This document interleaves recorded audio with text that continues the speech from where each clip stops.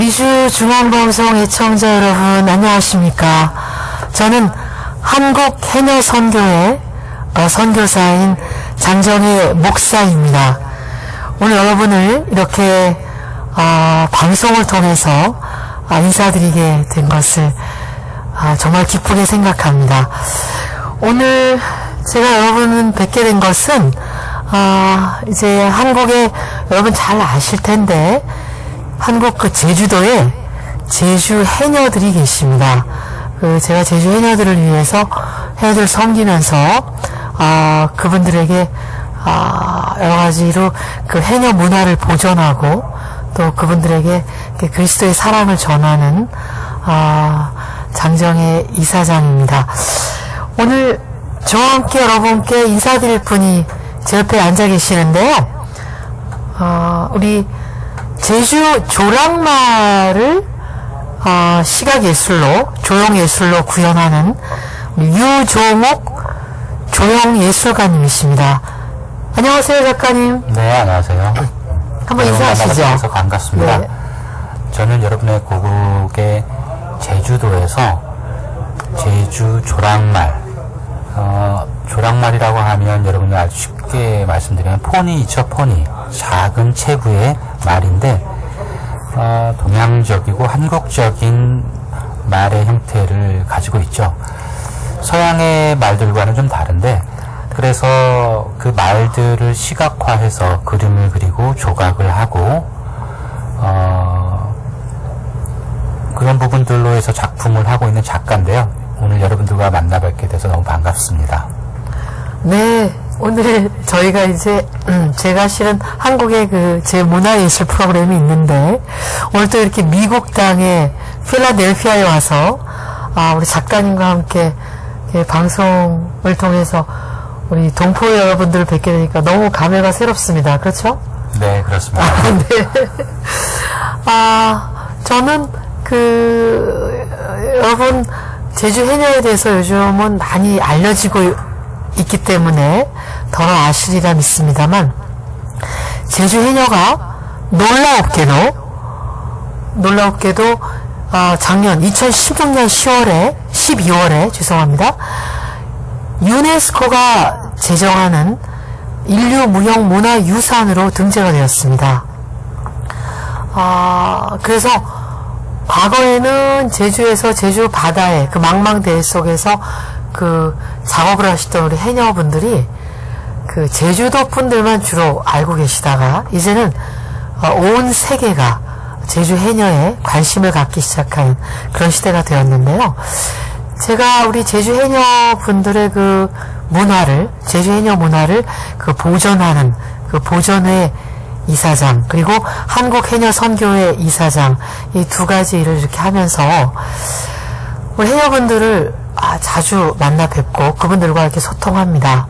그런데 우리 유종옥 작가님께서 우리 조형예술가 유종옥 선생님께서 우리 해녀분들을 위해서 해녀 그림도 그리시고 또 해녀 사진도 찍으시고 또 우리 이 미주 땅에 와서는 제주 해녀에 대해서 제가 이렇게 교회에서 설교를 하고 우리 작가님께서 해녀들을 돕겠다는 그런 자원하는 심령으로 십자가 전시회를 이렇게 자청을 하셔서 다음 주부터 우리 미주에 있는 여러 교회, 뉴욕 교회와 또 필라 그리고 LA에 있는 교회까지 저희가 이렇게 설교와 또 전시회 또 세미나 이렇게 여러 가지 소통의 채널을 통해서 제주 해녀를 알리는데 힘을 쓰고 있습니다.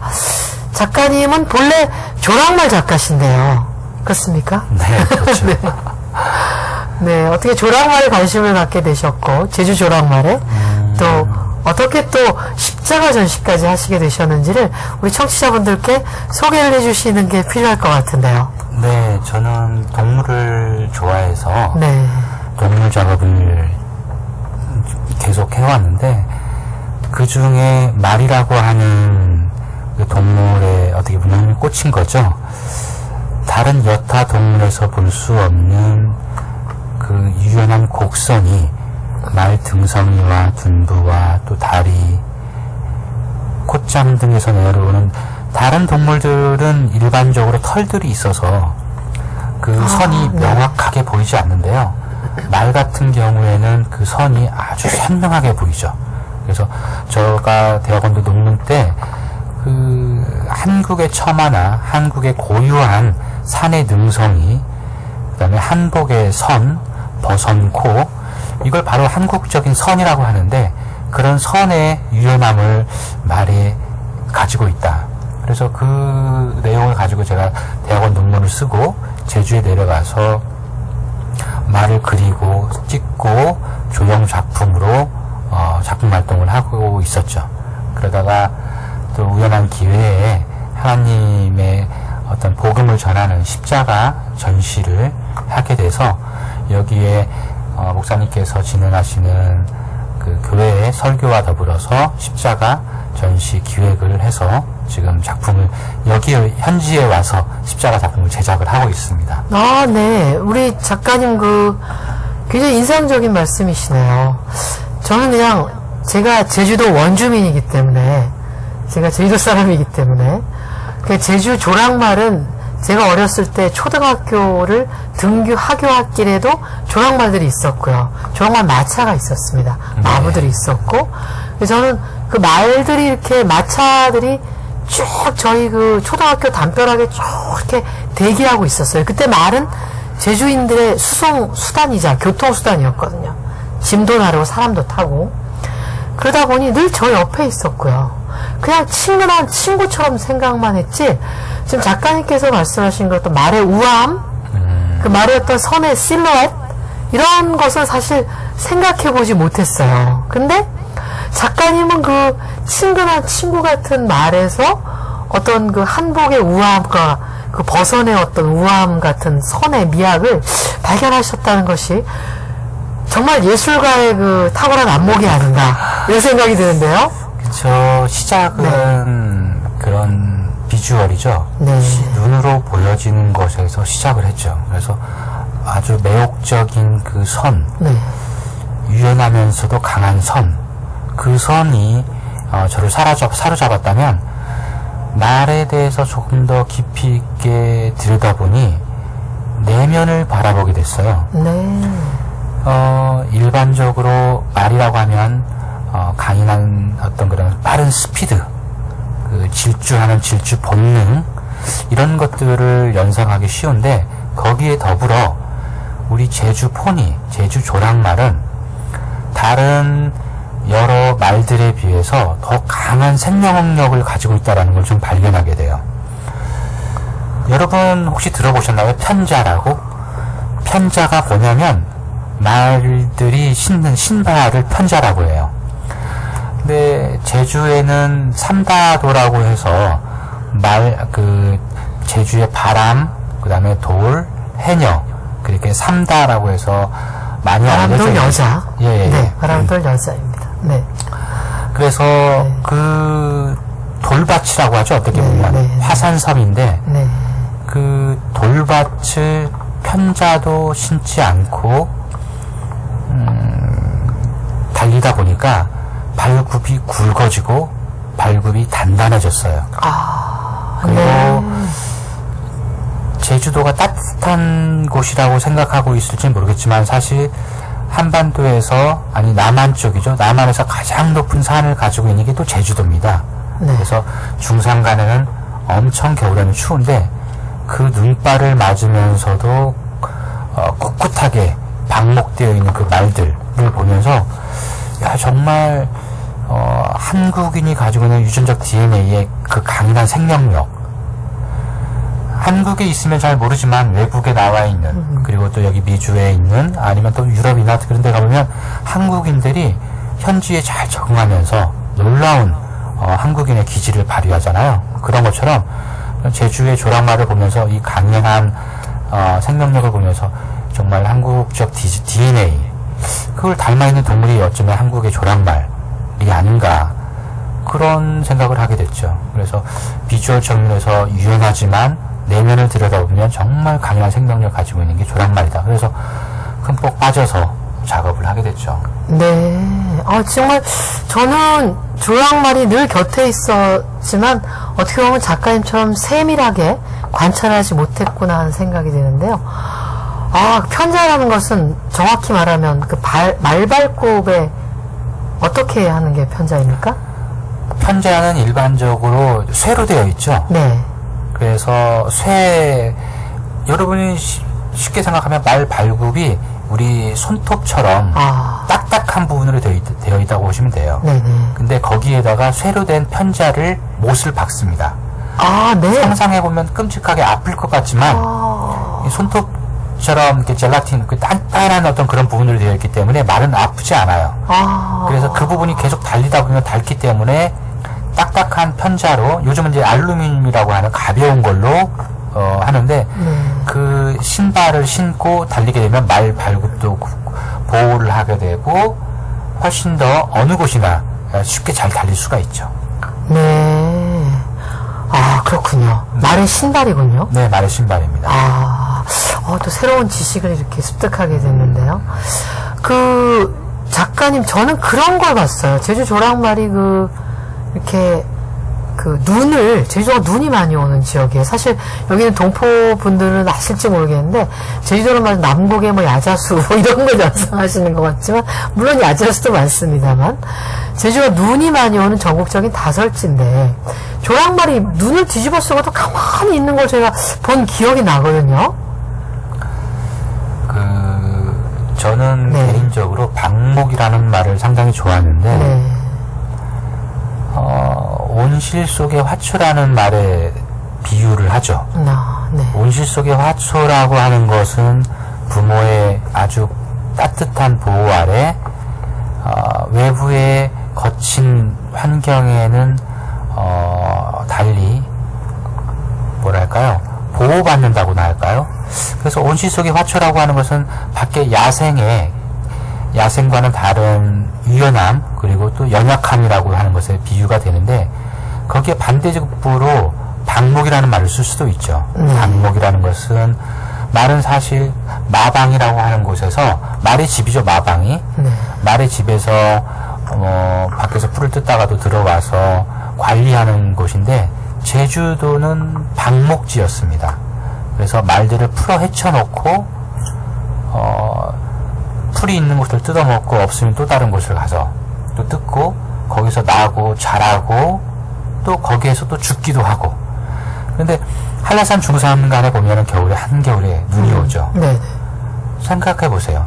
여러분도 한번 상상해 보시면 눈발이 막 날리고 있는데 말이 어디 숨을 아니면 눈을 피할 만한 도피처가 없어요. 네. 그럼 말들은 그 말을 눈을 그냥 그대로 맞습니다. 그래서 말의 등성이에 온폭 파인 그 부분에 눈이 쌓이기 시작하는데 처음에는 말의 체온이 좀 있기 때문에 그게 좀 녹아요. 눈이 좀 녹다가 눈발이 더 겨세지면 그 움푹 파인 곳에 눈이 쌓이죠. 연약한 말들은 거기에서 얼어 죽기도 합니다. 하지만 거기서 살아남기 위해서 말은 이를 악물고 부들부들 떨죠. 고통과 시련은 항상 오지만 지속되지는 않습니다. 눈발도 언젠간 그치기 마련이죠. 그리고 나면 말은 거기서 살아남아서 다시 몸몸을 털고 풀을 뜯으러 가죠. 저는 그런 말들을 보면서 정말 기적적으로 살아남는 이 생명력이야말로 놀랍다. 우리 인간도 낯선 곳에 놓여지고 아니면 예를 들어서 사막에 놓여지고 아니면은 남극, 북극에 놓여진다 하더라도 거기에 적응하면서 살아가잖아요. 그런 부분들의 생명력이 정말 놀라운 동물이 아닌가 그런 생각을 해봅니다. 네, 말 얘기만 해도 끝이 없을 것 같아요. 말 얘기 속으로 빠져들어갑니다. 이 시점에 우리 청취자 여러분들도 말 얘기 굉장히 흥미롭게 듣고 계실 것 같은데요. 저는 우리 작가님 조랑말에 대한 말씀을 들으면서 제주 해녀와 조랑말이 참 어떻게 닮아있는 모습이 아닌가 이런 생각을 하게 됐어요. 말이 눈을 맞으면서 우직하게 이렇게 서 있는 모습은 어떤 제주인들의 어떤 순수하고 어떤 그런 충직한 면을 그대로 보여주는 측면도 있는 것 같고 사실 제주 해녀들이 제주 바다에 몸을 던져서 그 태평양 망망대해에 태왁이라고 하는 그 부표, 각자 태왁을 하나씩 들고 들어갑니다. 동그란 그 부표를 들고 그 바다 위에 띄우고 그 부표에 의지해서 그 넓은 바다에 홀홀단신 그 부표에 의지해서 쉬기도 하다가 다시 잠수하고 해산물을 채취하고, 그리고 망살이라는 그 망태기에다가 자신이 채취한 전복과 소라, 그리고 해삼, 미역 등을 거기 집어넣고, 그걸 잔뜩 집어넣고는 이제 물질이라는 것은 그 해산물을 물속에 들어가서 해산물을 채취하는 작업을 우리가 물질이라고 부르는데요. 그 물질이 끝나면 그 망사리를 들고 나옵니다. 그러면은 그 집안의 남성들, 남편이나 아들, 이런 그 남성들이 와서 마중을 해줘요. 그러면 그 무거운 그 망사리가 굉장히 무겁습니다. 여러분 상상해 보세요. 전복, 소라, 미역, 그 젖은 미역이 얼마나 무겁겠어요. 그죠? 여러분 커트된 그 미역은 가볍지만 건조된 것은 그 젖은 건 무겁거든요. 그걸 정말 몇 수십 킬로를 메고 나오는 것입니다.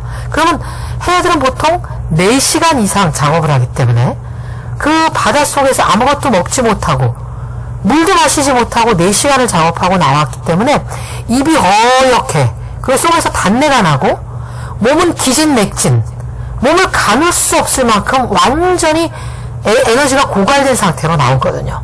그러니까 그 무거운 그 해산물 망사리를 이동할 기력이 없습니다. 그러므로 항상 남편이 마중을 나오는 경우가 많은데, 또 남편이 안 계신 분들은 또 아들이나 또 친지가 나와서 마중을 해주고, 심지어는 제주도가 과거에 그 예전에는 주로 미역 채취를 해녀들이 하셨어요.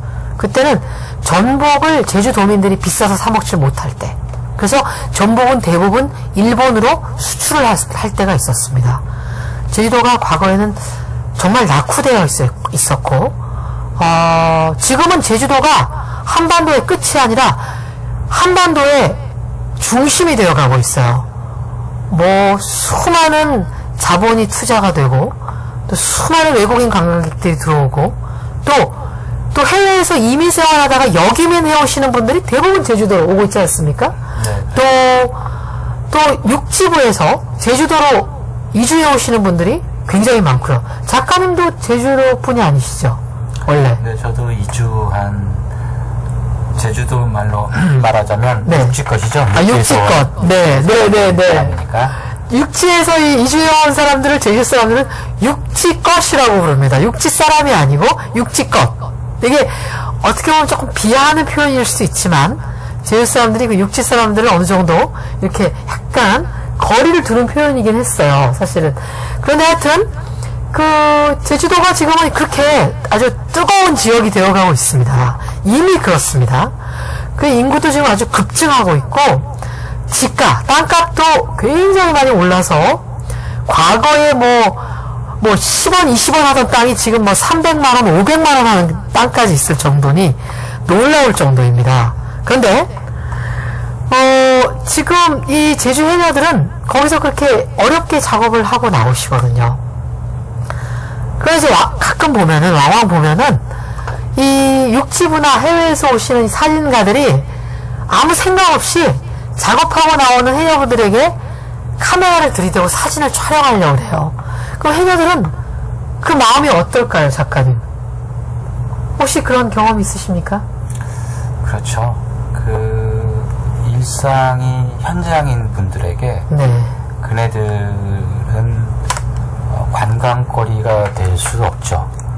관광 온 사람들은 일시적으로 새로운 낯선 장면에 대해서 담아가고 싶은 곳은 있겠지만, 현장에서 고된 노동을 하고 온 땀 흘린 부분을, 그것도 더군다나 남성도 아닌 여성을 카메라 앵글에 담는다라고 하는 거죠. 그분들은 아마 기분 나쁠 거라고 저는 생각을 합니다.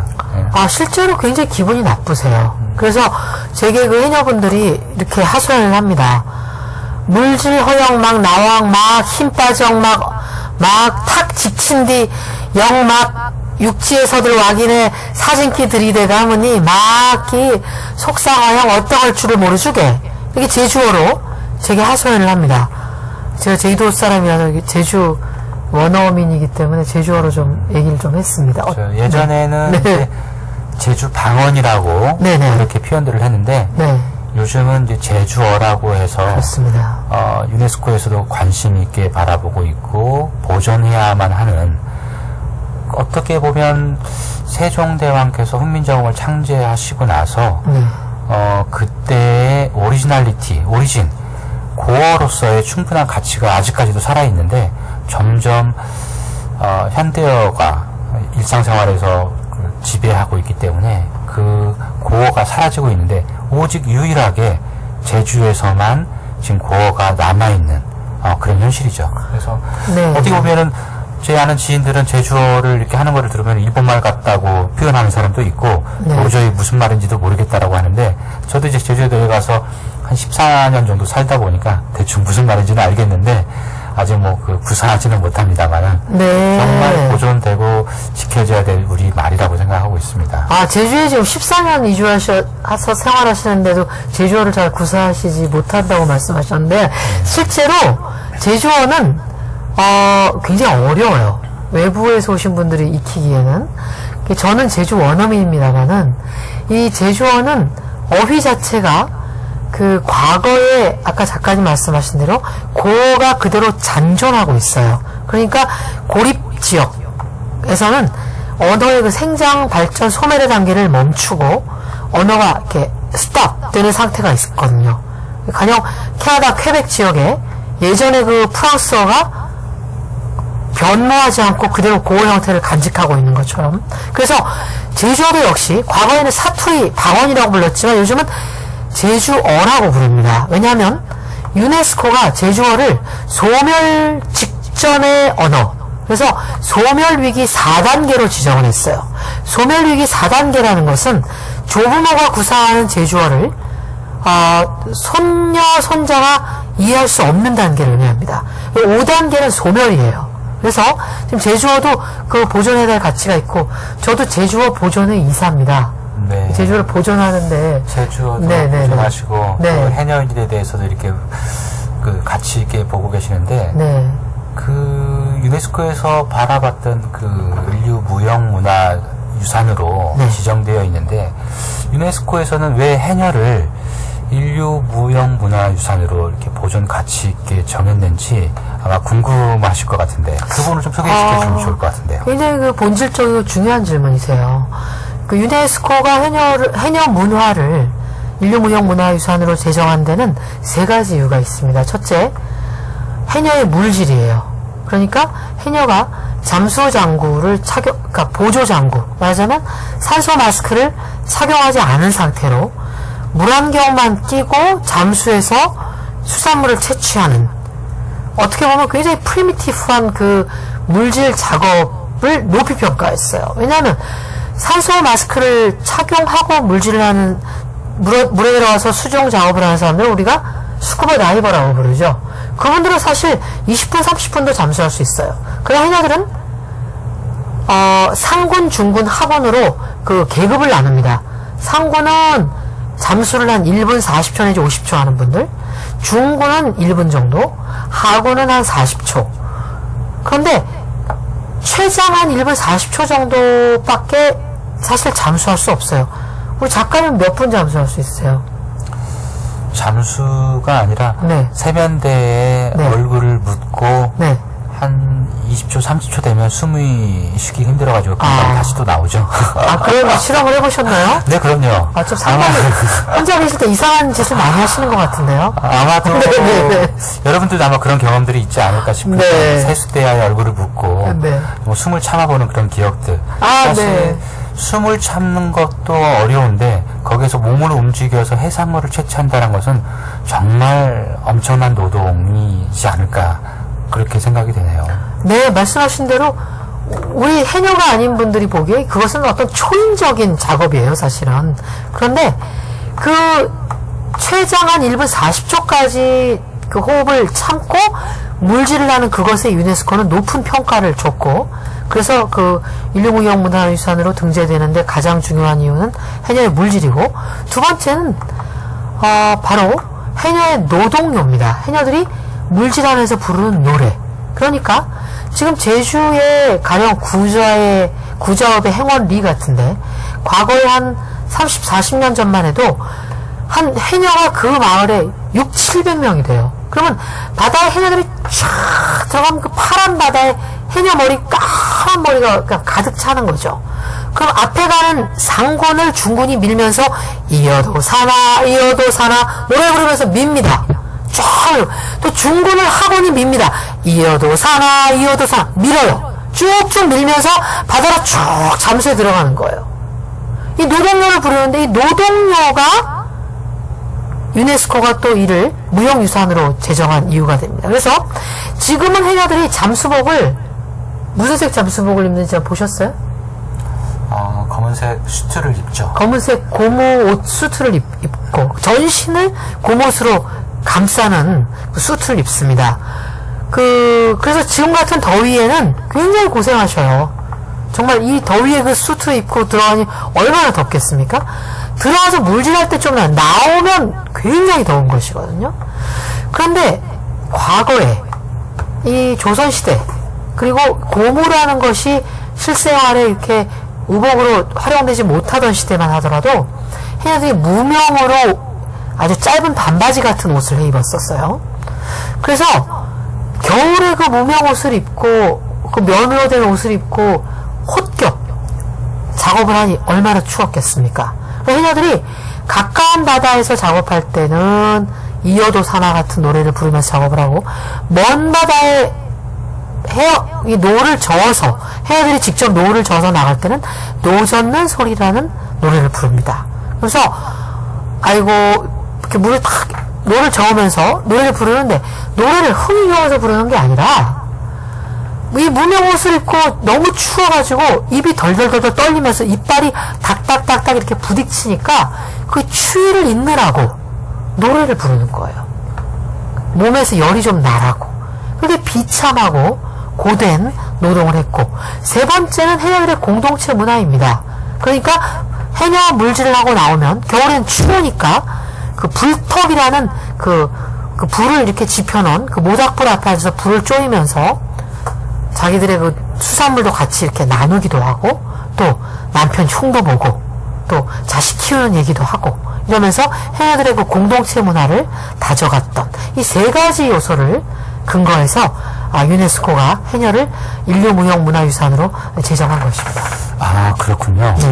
해녀에 대한 어떤 그런 가치가 전 세계적으로 보존하고 그려질 만한 충분한 가치가 있는 거라고 생각하는데, 이번에 해녀에게 선교의 길을 마련해서 일을 하신다고 이야기를 들었는데, 어떻게 해녀에게 선교의 길을 가게 됐는지, 또 그에 대한 어떤 의미와 가치는 무엇 때문인지, 그것도 좀 궁금한데요. 네. 그 제주 해녀는 사실 그 수중에서 작업을 하시는 분들이기 때문에 과거에 그 남성 선교사나 남성 목회자들이 그 접근하기 불가능한 영역이었고요. 또 여성이기 때문에 남성들이 더 가까이 하기 어려웠던 그런 어떤 그 남녀가 유별하다, 어떤 이런 그 삼강오륜적인 유교적 관념 때문에 그래왔고, 또 동시에 제주도는 그 기독교 개신교 그 전도율이 굉장히 낮은 지역입니다. 7%밖에 안 되고, 가톨릭이 약 15% 정도 되는데, 해녀들이 그 바다에는 너무나 위험이 많은 곳이기 때문에 상어가 오면은 상어에게 물어 뜯기고 죽을 수도 있고, 그 바다에 그 선박이 오면 스크류에 휘말려서 처참하게 돌아가실 수도 있고, 또 암초에 부딪혀 죽을 수도 있고, 너무나 많은 위험을 자기의 몸으로 감당하다 보니 그 두려움 때문에 무당들, 제주도 말로 신방이라고 하는데, 그 무당들을 빌어서 구슬하고 점을 보고 이렇게 하는 것이 그들의 일상사였어요. 그래서 샤머니즘이 굉장히 강한 곳이 제주도입니다. 그래서 그분들에게 그 정말 그 그리스도의 사랑과 복음을 전하고자, 또 제가 제주 여성이기 때문에 제에 대해서는 별로 그 원주민 여성이기 때문에 제주어로 의사소통을 할 때 별로 그 경계하지 않으시고 저를 또 환영하시고, 그래서 제가 그 제주 여성으로서 그분들에게 그리스도의 사랑을 전하고 있습니다. 아, 그러시군요. 예전에는 해녀분들이 참 힘든 일들을 겪고 그 삶 자체가 그랬었는데, 네. 요즘은 많은 부분 각광을 받고 사람들에게 주목을 받으면서 해녀분들이 새로운 직업군으로서, 그리고 앞으로 또 바다를 지키는, 청정 바다를 지키는, 어떻게 보면 일선에서 바다와 사람과 일체가 되는 어떤 그런 일을 하고 있다고 생각을 하는데, 그런 부분 또한 제주 해녀에 대한 가치가 조명됨으로써 해양 오염이 너무 심하게 되고 있는데, 그런 부분도 정말 청정 제주를, 청정 바다를 지키기 위한 그런 일을 하는 데 있어서 사실 큰 역할을 하고 있다고 저는 제주 해녀가 그렇게 생각하고 있는데요. 거기에 대해서는 어떻게 생각하십니까? 해녀야말로 제주 환경 지킴이에요. 해녀들은 물속에 들어가서 작업을 하시기 때문에 누가 뭐라 그래도 물속 환경을 누구보다 잘 알고 계시고, 심지어 지금 마라도 지역에서 잠수하시는 해녀들과 제가 제 TV 프로를 하다 보니까 뭐라고 말씀하시냐면, 바다가 환경이 오염되기 시작하고 수온이 상승함에 따라서 필리핀 지역에서나 볼 수 있는 열대어종까지 나타나고 있다. 열대어종은 어떻게, 그건 뭐 채취할 수도 없는 것이죠. 그러니까 지금 해녀들을 통해서 우리가 환경이 오염되어 가고 있다는 걸 알 수 있고, 앞으로 환경을 보호한다면 저는 이 해녀의 전승과 발전의 문제가 금방 해결된다고 봐요. 왜? 바다 환경이 보존되면은 해양수산물이 많아질 것이고, 그러면은 해녀들이 작업을 하기 좋고, 그러면 지금 한국이 청년 실업 문제로 고통을 겪고 있는데, 청년들이 해녀 해남으로 지원할 수 있는 거 아니겠어요? 그 다음에 제주 해녀들은 사실 정말 고생을 해오신 분들이에요. 제주도에 지금 4,900여 명의 해녀들이 계시고, 제주에 계셨던 해녀들이 지금 육지부로 출가 물질을 나가신 분들이 7,235명 정도, 전국에 한 13,000여 명 계시는데, 이분들이 지금 거의 고령이십니다. 70 해녀가 조금 젊은 해녀고요, 87세 난 해녀가 있으셔요. 아직도 물질을 하십니다. 최고령 해녀는 92세 우봉년 해녀님을 제가 지난주에 뵀었어요. 그분 작년까지 물질을 했다고 하거든요. 근데 해녀분들이 아침에는 밭에 나가서 김을 메고 식구들 밥을 차려주고, 낮에는 9시 반부터 1시까지 물질을 하고 다시 밭에 나가서 일을 하고, 그리고 제주 남자분들은 별로 또 일들을 안 하시는 분들이 많으세요. 그래서 풍류를 즐기시고 또 약주 좋아하시고, 그러다가 또 해녀분들은 이런 노래까지 부르셔요. 아이고 물질 허영 번 돈 서방 술값에 다 들어감죠. 그러면서 자기 자신을 자조 섞인 목소리로 한탄하시면서도 바다에 몸을 던져서 남편과 자식들을 먹여 살리기 위해서 완전히 자기 자신을 희생하고 물질을 하고 계시는 거죠. 정말 그리스도께서 십자가에 자기 자신을 못 박으신 것처럼. 그래서 앞으로 해녀들을 위해서 필요한 것은, 제가 마지막으로 우리 동포 여러분들께 좀 부탁 말씀 올리고 싶은 것은 두 가지예요. 해녀 보험이 필요하다. 고위험 직종으로 그들은 보험 가입조차 안 되고 있습니다. 그리고 해녀들을 위한 해녀 입법이 필요하다. 해녀 보존보호법. 제가 이 부분을 위해서 우리 동포 여러분들께 먼저 서명을 받고 있습니다. 여러분 서명운동에 동참해 주시고, 해녀들이 정말 대한민국의 국법에 의해서 보호받고, 또 해녀 문화가 앞으로 길이 전승되어서 또 그 일에 여러분들이 같이 동참하여서 제주 해녀가 또 앞으로 계속 후손들에게 자자손손 정승될 수 있기를 기원해 마지 않습니다. 네. 같이 이야기를 나누면서 그 고국 땅 제주도에 강인한 생명력으로 살고 있는 말의 기상과 어머니의 마음으로 우리를 이렇게 정리해 주시고, 우리의 어머니의 마음을 따뜻하게 보듬어 주시고, 가족을 위해서 모든 것을 희생하시는 해녀 이야기를 많이 들었는데요. 네네. 마지막으로 이제 필라델피아에 계시는 청취자분들에게 한마디로 이제 그 고국 소식을 전하면서 마무리했으면 좋겠는데요. 네, 우리 사랑하는 동포 여러분, 제주 해녀는 여러분과 어떻게 보면 동질적입니다. 태평양 그 망망대해에서 혼자 먹고 살 것을 위하여 수산물을 채취하는 것처럼 여러분도 많은 분들이 이민 초기에 혼자 오셨어요. 이 이민 땅, 영어를 잘 못하실 때 오셔가지고, 우리 이민 선배들이 그렇게 고생하신 것, 정말 미국이라는 바다에서 그렇게 고생하시면서 일궈온 우리 이민사회가 이만큼 발전했는데, 앞으로 제주 해녀를 위해서 기도해 주시고, 또 제주 해녀 보존보호법을 위해서 서명운동에 동참해 주십시오. 여러분, 대단히 감사합니다. 감사합니다. 감사합니다.